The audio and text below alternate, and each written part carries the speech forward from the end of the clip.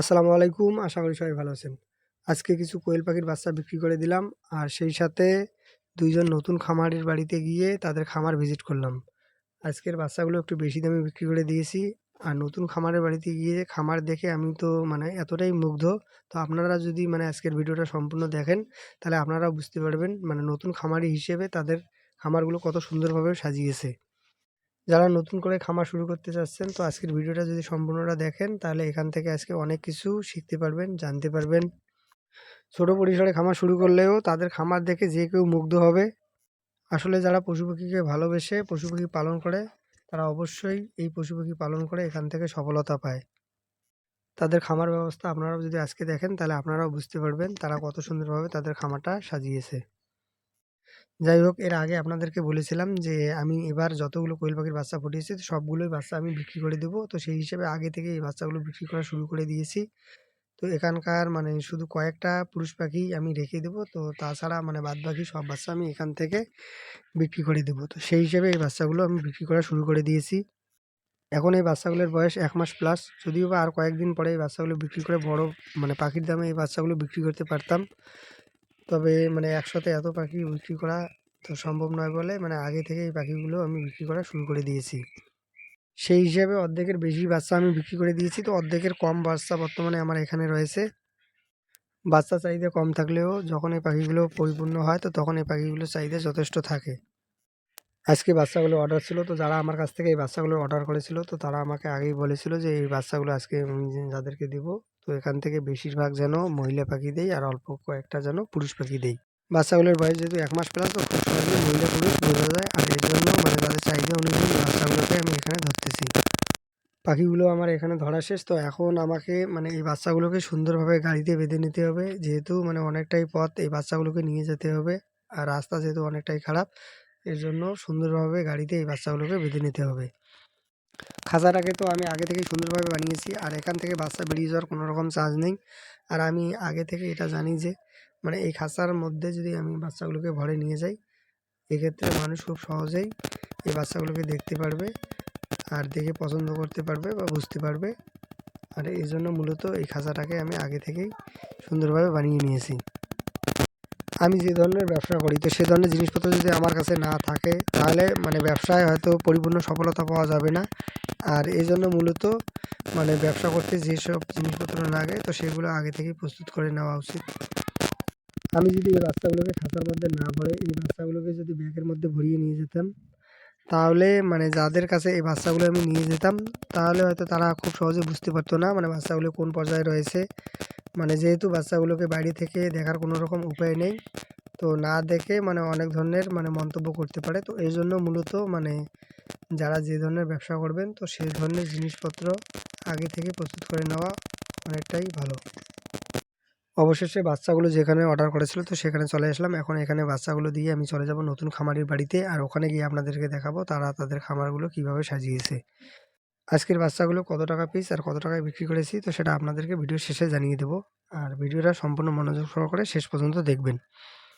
এখন যে কাকাকে দেখতে পাচ্ছেন, তো এখান থেকে আমি আমার খামারের সমস্ত পশু পাখির খাবার নিয়ে যাই। অনেকদিন ধরে যেহেতু হাঁস মুরগির খাবার এখান থেকে নিয়ে যাই, তো কাকার সঙ্গে আমার দীর্ঘদিন ধরে একটা ভালো সম্পর্ক রয়েছে। এখান থেকে টাকাটা নেওয়ার পর আমি চলে আসলাম আমার সেই ভাইজানের বাড়িতে।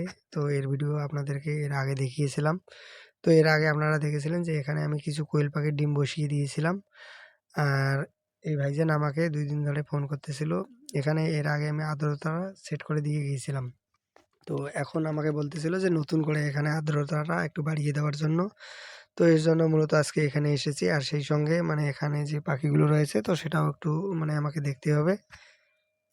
ডিমটা বসানোর যেহেতু কয়েকদিন হয়ে গেল, তো তখন এখানে আর্দ্রতা রেখেছিলাম ৫৫। এখন যেহেতু কয়েকদিন হয়ে গেল, তো এখন এখানে ৫৫ থেকে আমি ৬০ এই আর্দ্রতাকে বাড়িয়ে দিলাম। আমি যখন এখানে আসি, নতুন করে যে খামার শুরু করেছে আমার মামাতো ভাই, তো তাকেও এখানে নিয়ে আসি। যেহেতু আমার এই ভাইজানও নতুন আর মামাতো ভাইও যেহেতু নতুন করে খামার শুরু করেছে, তো তাকেও এখানে নিয়ে এসে দেখালাম যে এখানে কিভাবে খামার শুরু করেছে। তো সেও যদি এখানে দেখে, তাহলে বুঝতে পারবে খামারটা কিভাবে সাজিয়েছে। আর এটা যদি এর আগেই আমি দেখেছিলাম, তো দেখে আমার যেহেতু অনেকটাই ভালো লেগেছে। আর এজন্য মূলত তাকেও আমি এখানে নিয়ে আসি এটা দেখার জন্য। এটা যদি আজকে এখান থেকে দেখে, তো সেও এখান থেকে মানে অনেক কিছু জানতে পারবে বা এখান থেকে অনেক কিছু শিখতে পারবে।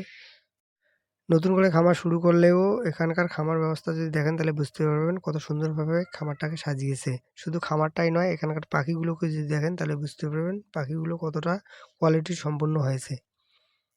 পাখির এতটাই যত্ন করেছে যে এখানকার পাখি 40 দিনে ডিম দেওয়া শুরু করেছে। খুব সুন্দর একটা সাজালো গোছালো পরিপাটি খামার বলতে পারেন। আমি দেখে খুবই মুগ্ধ। তো আপনাদের কেমন লেগেছে একটু কমেন্ট করে জানাতে পারেন। এরপর আপনাদেরকে নিয়ে যাবো আমার মামাতো ভাইয়ের খামারে। আর সেখানকার যদি খামার ব্যবস্থা আপনারা দেখেন তো আপনারা আরও বেশি অবাক হবেন। একটু ধৈর্য ধরে সম্পূর্ণ ভিডিওটা দেখবেন তাহলে আপনারাও বুঝতে পারবেন। ওখানকার কাজ শেষ করে আমি চলে আসলাম মামাতো ভাইয়ের খামারে। তো এখানে এসে দেখলাম ডেলির মধ্যে লাইট, হাঁড়ির মধ্যে বাচ্চা। আর এটা দেখে তো আমি অবাক।